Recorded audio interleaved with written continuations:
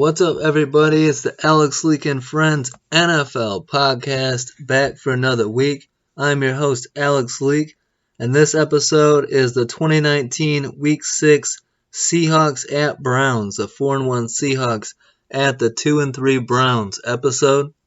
A big game in Cleveland, Ohio at First Energy Stadium. The Browns look to get back to 500 in a season where some of their fans were thinking at least playoffs or maybe even Super Bowl. The Browns going up against a tough Seahawks team sitting under 500. The Browns have a habit of getting out to hot starts in these games, or at least the opening drive score. Nick Chubb rushes for a 7-yard touchdown after a big 74-yard kick return by running back Dontrell Hilliard. Nick Chubb runs it in. Browns take a 7-0 lead early. Russell Wilson comes back down, rushes for a 16-yard touchdown, looking to tie the game up, but kicker Jason Myers misses the extra point, so the Browns lead 7-6. Then Baker Mayfield matches Russell Wilson with a rush up the middle for a touchdown, a 10-yard run, and they pick up, they take a 14-6 lead with that touchdown, picked up a 4th and 7 on the drive. So it's Freddie Kitchens being aggressive early in the game, going after it, wanting to score touchdowns. Then Baker Mayfield fires a 31-yard touchdown pass to tight end Ricky Seals-Jones. The extra point is no good as Austin Seibert misses it, but the Browns extend their lead to 20-6 early. So Browns feeling pretty good, jumping on the Seahawks early, 20 points pretty quickly. But then the Seahawks start chipping away at the lead. A 38-yard field goal by Jason Myers cuts it to 20-9.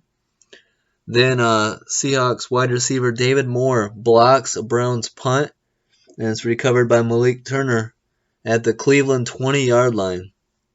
Another Jason Myers kick, this time from 20 yards, makes it 20-12.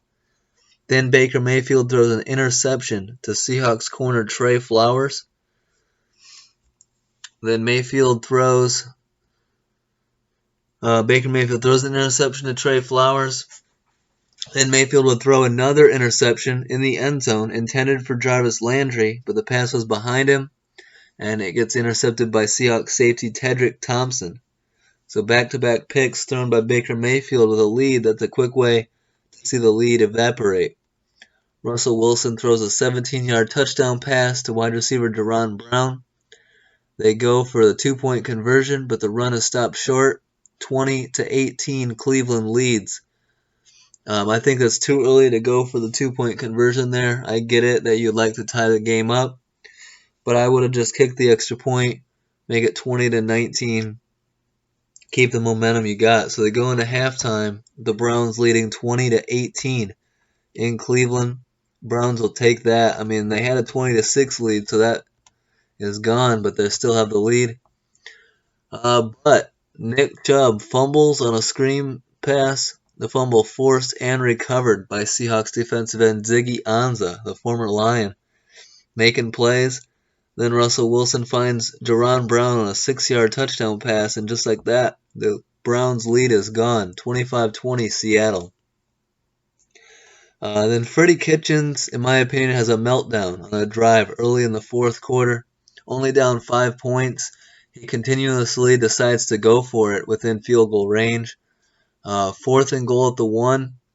They fumble into the end zone, and he challenges it, saying it should be a touchdown. But if you know the rules, you cannot fumble forward for a touchdown. The ball will always be brought back to the spot of the fumble. Kitchens, of course, loses the challenge, then decides to go for it again on 4th and goal from the 1 after there was a penalty on Seattle. And again, it stopped short. Turnover on downs. I mean, if you settle for a field goal there, that makes it, 25-23, a 2-point game. I would have been completely fine with that. But he was determined to go for the touchdown and didn't get it. My biggest thing, backbreakers to an offense, to a team, is getting into the red zone and not scoring. Imagine getting down to the 1-yard line and not being able to score. It's a big deflator for a team's momentum and team confidence. especially at home. So a big play there. Um, then after a bad Seattle punt, Nick Chubb rushes for a 3-yard touchdown. Their 2-point conversion pass attempt is good, and the Browns take a 28-25 lead. Again, still too early for 2-point conversions. I would have kicked it and been happy with a 27-25 lead.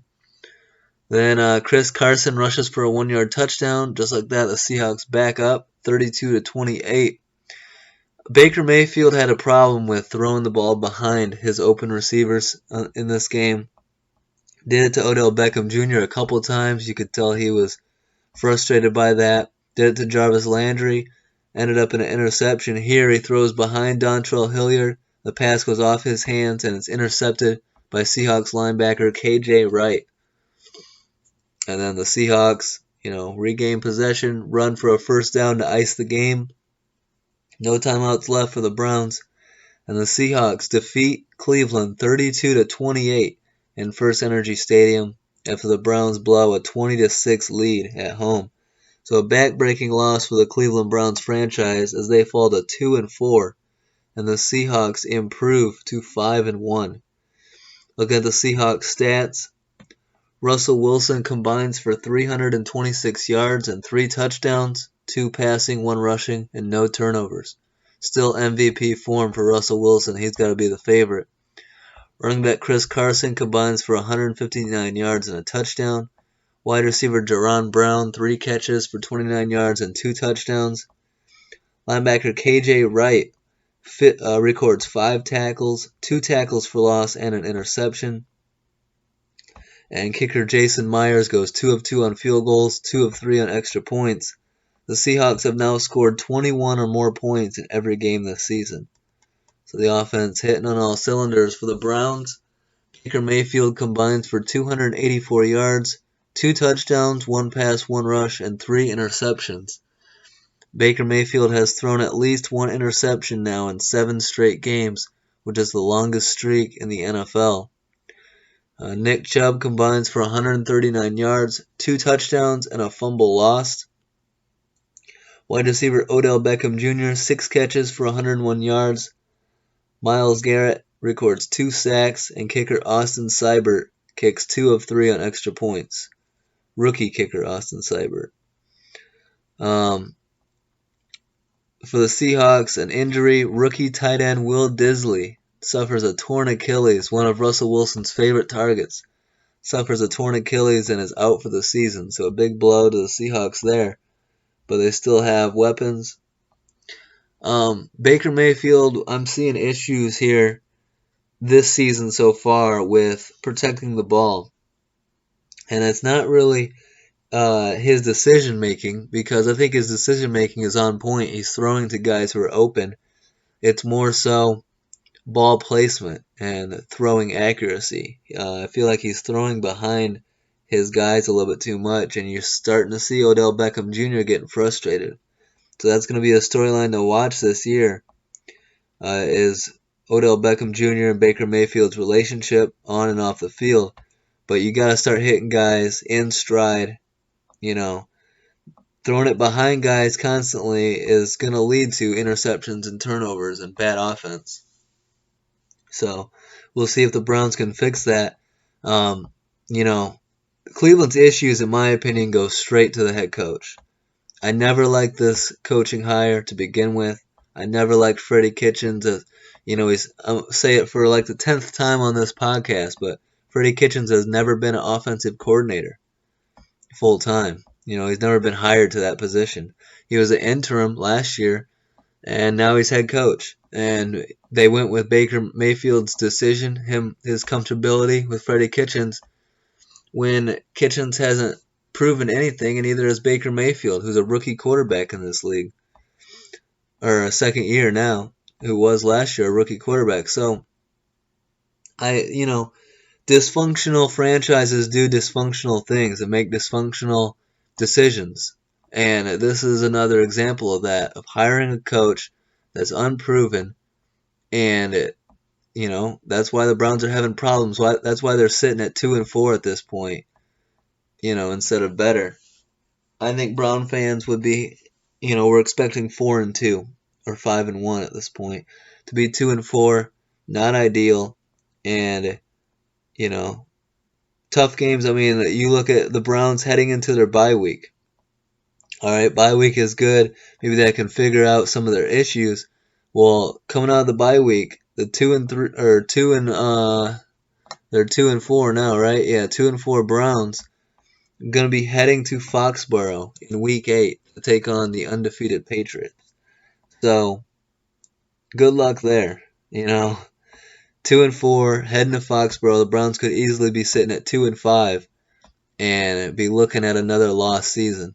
So, Cleveland needs to fix this as soon as possible, and the next opportunity we're going to see them is against Tom Brady, Bill Belichick, and the Patriots. We'll see how they do game planning against Baker Mayfield, these weapons, and this head coach's game plan and offense. Tough uphill climb for the Browns this year, and at this point, I don't know if this team makes the playoffs. If they fall to 2-5, it's going to be a tough hill to climb. So I think you picked your quarterback. Baker Mayfield's supposed to be your franchise guy. You have to look at coaching. That has to be your number one thing, and I think that the Browns end up replacing. I think Freddie Kitchens is a one-year coach. I don't think they bring him back next year, and I would bring in a veteran coach with, veteran presence. Who knows? Maybe they try to go after Lincoln Riley, who coached Baker Mayfield in college. I know the Cowboys have their eyes on Lincoln Riley, but Cleveland would love to have a coach like that. So, we'll see. For the Seahawks, I predicted them in preseason to be in the NFC Championship game. I feel like they're right on pace, sitting at 5-1, and Russell Wilson right on pace to win league MVP if he keeps this up. So, good start for the Seahawks. Not so great start for the Browns, and we'll see if they can fix some of their issues in the bye week. Thanks for tuning in, guys. Hope you enjoyed the episode. Don't forget to like, subscribe, and leave a comment, and we'll be back on next week. Have a good one, and peace out.